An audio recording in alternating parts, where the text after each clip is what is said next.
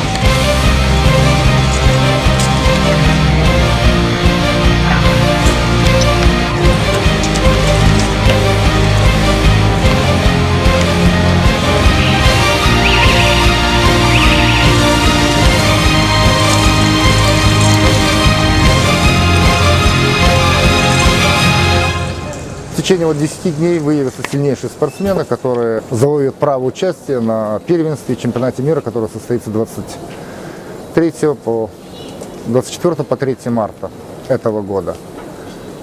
Поэтому для кого-то земля Аланхо даст путевку в жизнь, имеется в виду большой спорт, кто-то выполнит здесь нормативы, останется самая добрая память о городе Якутске, Республике Саха-Якутия. Первенство России участвуют 175 участников 24 регионов России, а в Кубке России участвует 281 участников 28 регионов России. Все те, кто участвовал в Кубке и участвовал в первенстве России, будут участвовать в чемпионатах России.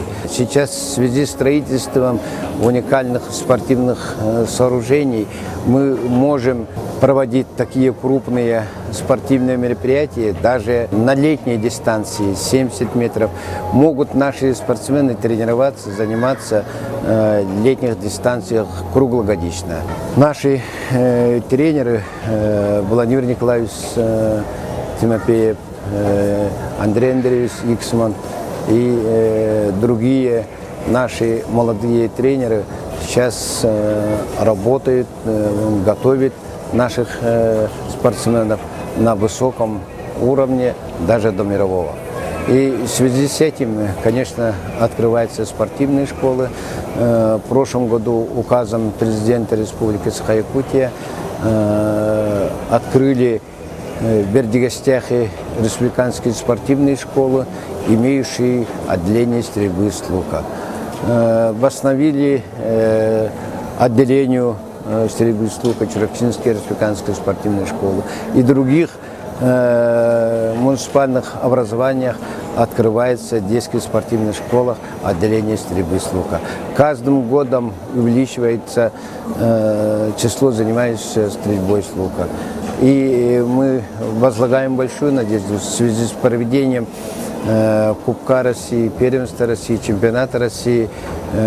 Число занимающихся стрельбой с лукой увеличится вдвойне. Даст огромный толчок развития этого вида спорта.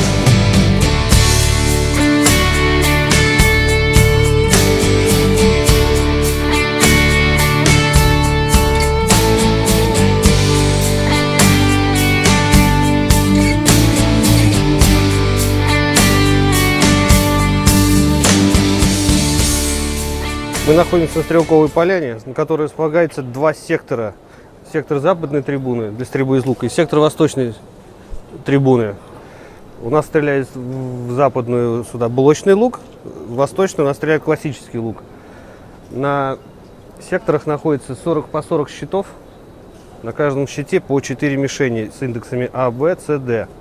И у каждого спортсмена имеется свой индекс А, Б, С, Д. На щитах стоят номера 1, 2, 3 и так по последовательности. И также на линии стрельбы у каждого спортсмена находится свой номер щита. Спортсмен находится в начале стрельбы за линией 5-метровой. Они стоят в зоне ожидания. После того, как дается звуковой сигнал, 2, вот вы слышите, спортсмены выходят на линию стрельбы, располагаются. Эта линия должна находиться у них промеж ног. Впереди, перед ними находится 3-метровая линия. Это зона невылета стрелы. Если стрела по ошибке могла выпасть из лука и упала в эту 3-метровую, она не считается выстреленной, и спортсмен может стрельнуть еще одну дополнительную стрелу. Если она перелетела эту 3-метровую линию, то стрела считается выпущенной, и спортсмену записывается промах. За 5-метровой линией располагаются луки, ну и там уже дальше болельщики. И также на том секторе восточной трибуны там все то же самое. На линии стрельбы у нас находится руководитель стрельбы. Вот он сидит на пьедестале, который руководит стрельбой. У него находятся все пульты управления, громкоговорители, микрофоны. И имеет связь с секретариатом, с главным судьей и с председателем технической комиссии, которая работает на поле. Помимо руководителя стрельбы, у нас есть председатель технической комиссии, который руководит судьями, которые вы видите, вот сидят напротив каждого своего сектора.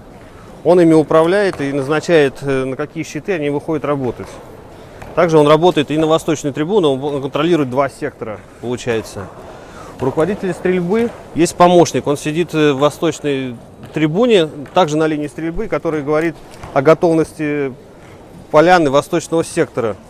Если все спортсмены закончили раньше времени, он передает сигнал руководителю, руководитель уже принимает решение дать досрочный вызов или чуть обождать. Там также расположен табло, как и здесь. Они у нас светятся. На табло у них высвечивается индекс СД, который, или АБ. Все относится от того, смотря у кого спортсмена находится какой индекс. И также там идет отсчет времени со 120 секунд на убывание до нуля. Если спортсмен не укладывается в это время, то ему записывается промах. Или он сделал выстрел после окончания времени, также ему записывается промах. На нем имеется светофор. Красный, желтый, зеленый, как на улице. При красном сигнале светофора, естественно, стрельба запрещена. Желтый сигнал обозначает 30 секунд до окончания текущего времени. А зеленый – это разрешение начала стрельбы. После того, как проходит 90 секунд, загорается желтый сигнал, предупреждает, что осталось всего лишь 30.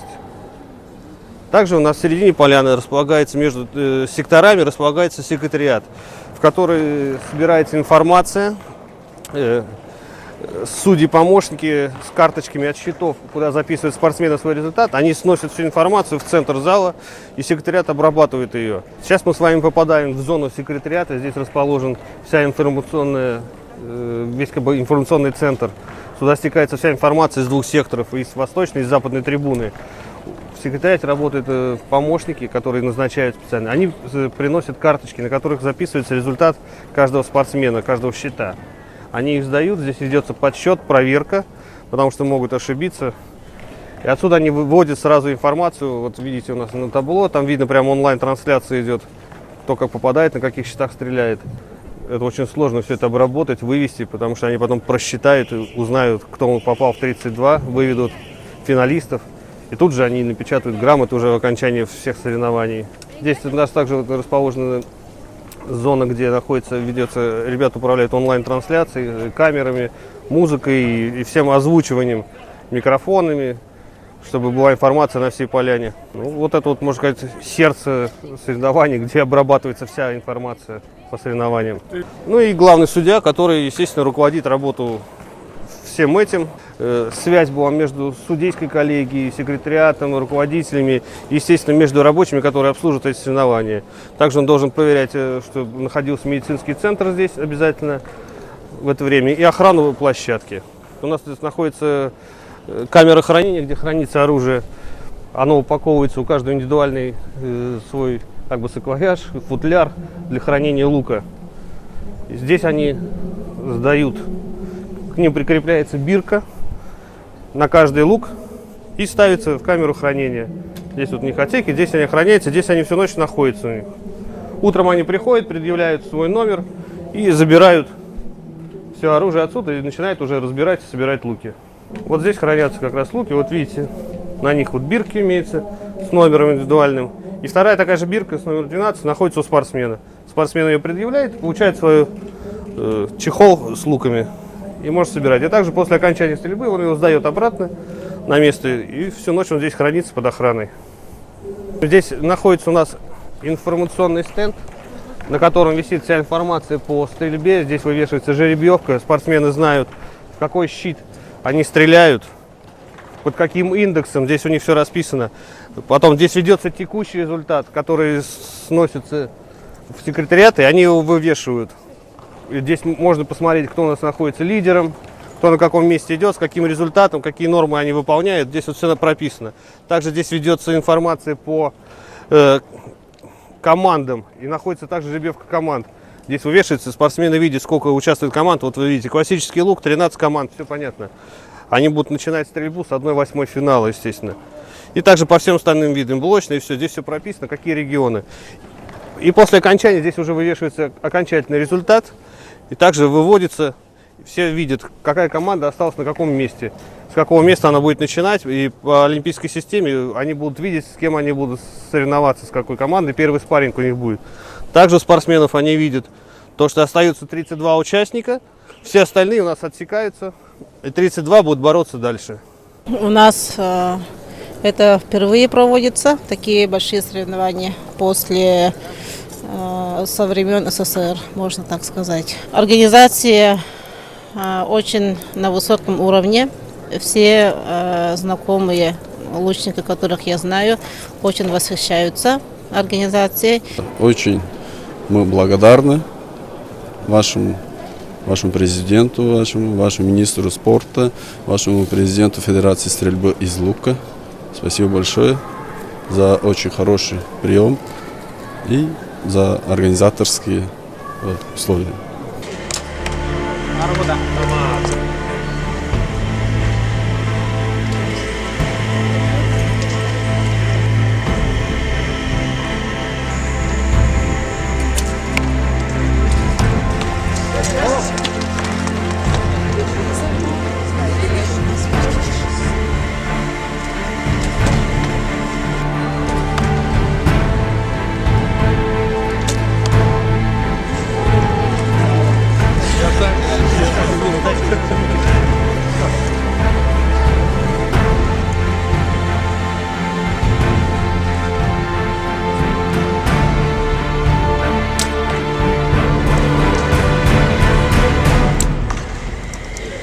Эмоции, конечно, самые положительные. Чемпионство.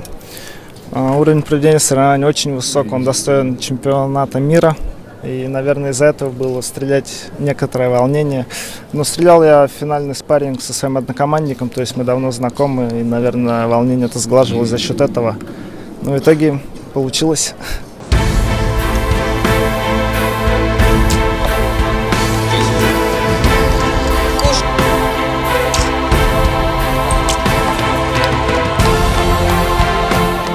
Замечательная организация соревнований, замечательный зал. Тут претензий никаких по соревнованиям, по проведению, все отлично.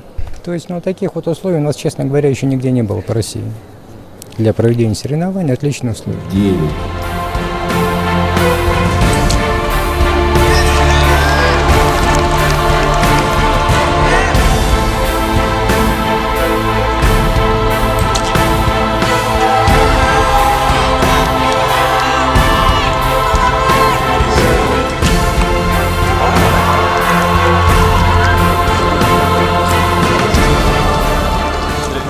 Мне очень нравится вообще организация здешняя, как все начали проводить, как проводят соревнования. Очень нравится вот это прекрасное поле, да, этот манеж.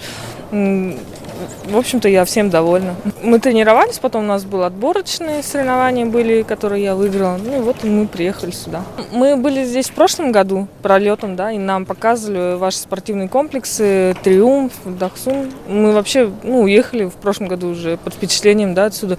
Думали, как бы пострелять здесь, и вот наша мечта уже сбылась, мы стреляем, здесь очень довольны. Даже несмотря, что на улице, да, температура минус 45, здесь довольно-таки комфортные условия, нам, вообще все по вкусу, нам все нравится. Вообще хотелось бы выиграть соревнования, попасть на чемпионат мира, который у нас будет во Франции, в городе Ним. И дальнейшие, там, поживем увидим.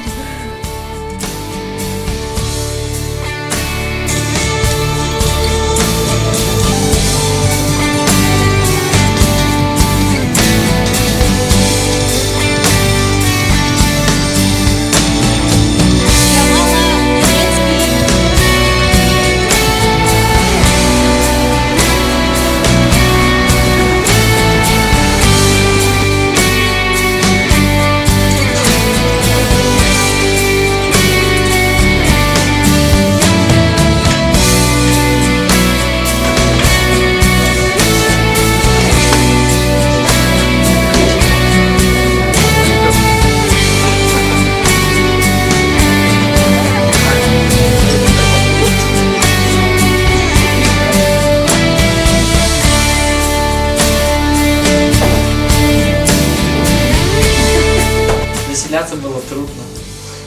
Народу очень много было, когда заселялись. Так, уютно, классно. Да, гостиница довольно классная, можно сказать. Приняли очень хорошо, спорткомплекс у вас очень хороший, редакцион. Первоклассный, можно сказать. В принципе, это очень престижные соревнования прошли. Тепло главное в гостинице. Это самый главный плюс. На улицу вообще не выходим, там вообще замерзаем сильно. Словами описывать это вообще неописуемо. В этом Дахсуне такого еще в России нигде не было. Такое так принимают, так устроено то, что все на высшем уровне. Такого я нигде еще не видел.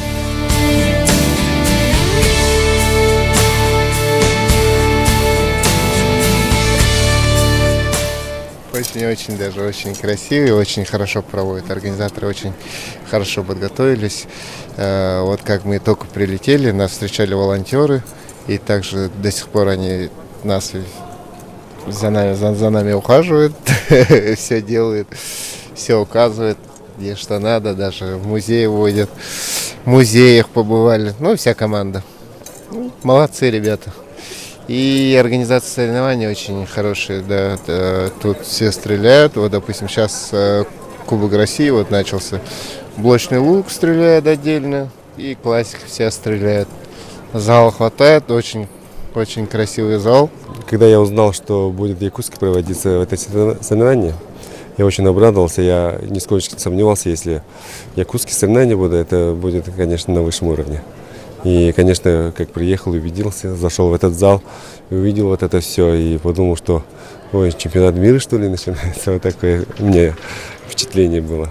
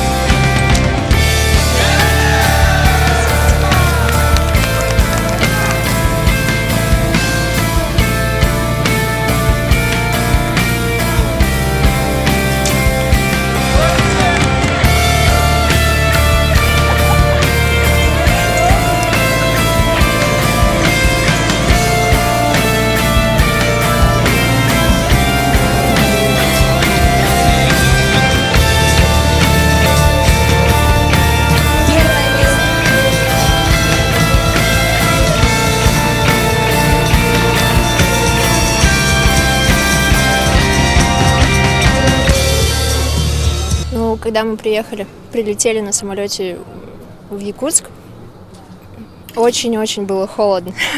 Конечно, эти морозы, но мы готовились, все взяли, все теплые одежды, но ваши морозы это очень сильно. Но потом приехали на пристрелку в этот стадион, в Дахсун. В прошлом году мы были на стрелах Аланхо.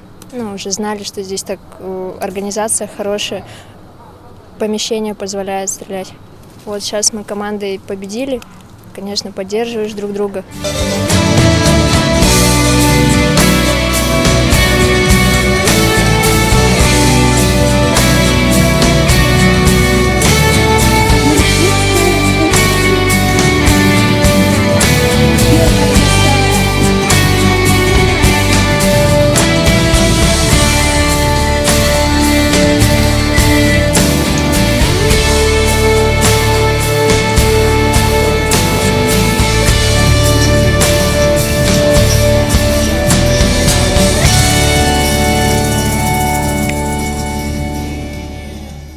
У нас здесь целых 3 спортивных больших мероприятия, практически весь зимний внутрироссийский календарь в зале мы проводим. И, естественно, воспользовались для того, чтобы повысить уровень знаний, в основном, наверное, судей вашего региона, так как у вас значительное количество есть судей, которые имеют категорию, присваиваемую на уровне региона, и не имеют всероссийской категории. У вас один Анатолий Тимофеев имеет всероссийскую категорию. Практически Международная федерация незначительно, но вносит коррективы ежегодно. Мы гордимся теми высокими достижениями спортсменов и России, и нашей республики. Мы уверены, что будущее в российском спорте – это за стрельбой из лука. Сегодня мы отмечаем также и 50-летие развития стрельбы из лука в республике Саха-Якутия. Это тоже важная и значительная веха. Поэтому мы выражаем большую благодарность Федерации по стрельбе из лука Российской Федерации за то, что они позволили, и мы проводим эти 3 крупных спортивных соревнования именно здесь у нас в республике Саха-Якутия, в городе Якутске.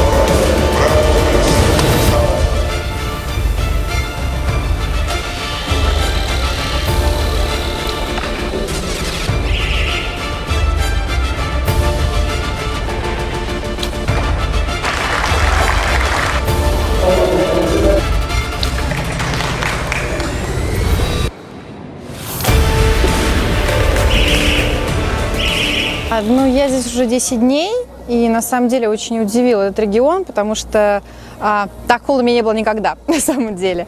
Вот. Но действительно очень красивый город, очень такой замечательный, очень дружелюбные люди всегда были.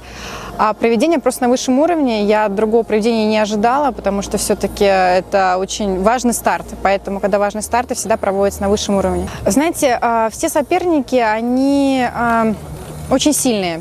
Вне зависимости от того, кто он, мастер спорта, кандидат в мастера спорта, международник. Нужно стрелять так, как будто стреляешь в последний раз. Поэтому мои соперники всегда самые сильные. Ощущение того, что я на чемпионате мира. Вот, но я надеюсь, что я попаду на него в этом году.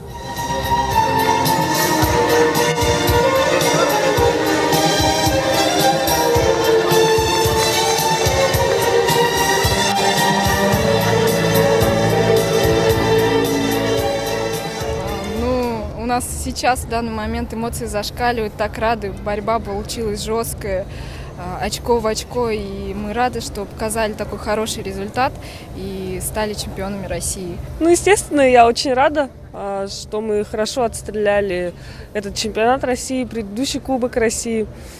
Я думаю, мы показали достойную борьбу за медали. И я считаю, что всем понравилось, как мы стреляли. Ну, как бы в прошлом году мы тоже выиграли чемпионат России в городе Орле. Но это было не такой фурор был, как в этом году. Потому что, когда стреляешь альтернативную стрельбу, это все равно дает свой какой-то толчок, все равно какое-то волнение, там все на тебя смотрят. Это очень тоже сложно в таких ситуациях стрелять. Ну и как бы очень рады мы, конечно, то, что выиграли. Матч-реванш взяли Забайкальского края. Кубок мы проиграли, а вот чемпионат выиграли. Мы молодцы.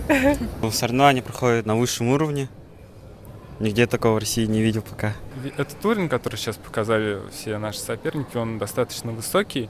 Особенно вот эта команда, с которой мы сейчас сражались за первое место, Забайкальский край, показывает очень хорошую стрельбу, как в целом все участники данных соревнований. Очень большое спасибо организаторам соревнований, всем нашим, конечно же, тренерам. Тренируют от всей души. И всем нашим друзьям и болельщикам. Вот эти соревнования прошли на очень высоком уровне. Второй раз я приезжаю на землю Оланхо, и она также второй раз меня радует теплым приемом, отличным проведением соревнований и отличной инфраструктурой. То есть мы приезжаем сюда, здесь отличные стадионы, да, как приезжал на летние соревнования. Приехали сюда на Кубок Чемпионата России, здесь отличный зал в помещении. То есть судейская коллегия поставлена на просто высшем уровне. Соревнования, которые прошли сейчас в Якутске, лично для меня, на Кубке я стал третий, в чемпионате четвертый. Немножко со здоровьем были проблемы, но сегодня были командные соревнования, и мы выиграли золото, чему я очень рад. По итогам чемпионата России я должен отметить, что 3 нашей команды заняли 4-е место. На самом деле здесь можно выразить обидку, что не на пьедестале почета, а с другой стороны, понимая, что мы только начали развивать на таком высоком уровне стрельбу из лука, мы должны на самом деле поблагодарить наших спортсменов. В особенности я хотел бы поблагодарить мужскую сборную, которая на самом деле состояла из юниоров. Это Аял Федоров, это Михаил Симушин, это Павел Стасов Алексеев. Мы в них видим перспективу в последующем именно вот в мужском разряде наши спортсмены могут претендовать на место в сборной команде Российской Федерации. Второе, конечно, наши стрелки из блочного лука были вообще в шаге от серебряной медали, но ситуация сложилась таким образом, что и в борьбе за бронзу они все-таки уступили 1 очко сборной команде Иркутской области, в команде которой был Федосеев, чемпион России этого года. Конечно же, женская сборная, которая участвовала вместе с Анной Стасовой и, значит, Валентиной Сорокиной, Евгенией, значит, Тимофеевой, они завоевали 4-е место. Это тоже неплохо, и я должен отметить, что на сегодняшний день многие специалисты отмечают хороший прогресс сборной команды Якутии. Значит, прошли 3 соревнования, у нас первенство, Кубок и чемпионат России. Значит, на первенстве у нас участвовало 160 человек, на Кубке 280 практически, и на чемпионате России 200. Но обычно, когда мы проводим в европейской части, там немножко побольше людей бывает. Но, в принципе, все равно 26-28 регионов сюда приехали. Сильнейшие спортсмены, члены сборной России все здесь. В общем-то, соревнования прошли достаточно хорошо, скажем. Шикарный зал. Очень хорошая организация. Организация не только проведения соревнований, и приемы, и размещение, транспорт, питание. Все было на высшем уровне. Значит, результаты, ну, в общем, скажем так, радуют. Особенно у классиков мужчин, классики девушки, значит, там результаты довольно приличные. Сейчас команда отбирается у нас на чемпионат мира. И отсюда они, значит, поедут сейчас на сбор, то на чемпионат мира во Францию поедут. Ради семинара он приехал именно в Якутию. 어떤 세미나예요? 양궁 기술에 대한 세미나. Техника именно стрельбы из лука. чемпионат 보셨죠? 그 어땠어요? 생각이? 시합은 내가 못 봤어. Очень хорошая организация, очень на высшем уровне. И всем очень доволен. Он ходил не только на открытие, но и был на самом тренировке и на полуфиналах. Все очень хорошо. 네. 거기서 올라가는 거기 조금 모자라요. 높은 기술. 네. Уровень очень хороший, но у всех российских спортсменов базовый уровень есть. 80% навыков есть. Нужно чуть-чуть добавить, чуть-чуть там что-то исправить, и все будет хорошо. 거기 조금 모자라는 게. 네.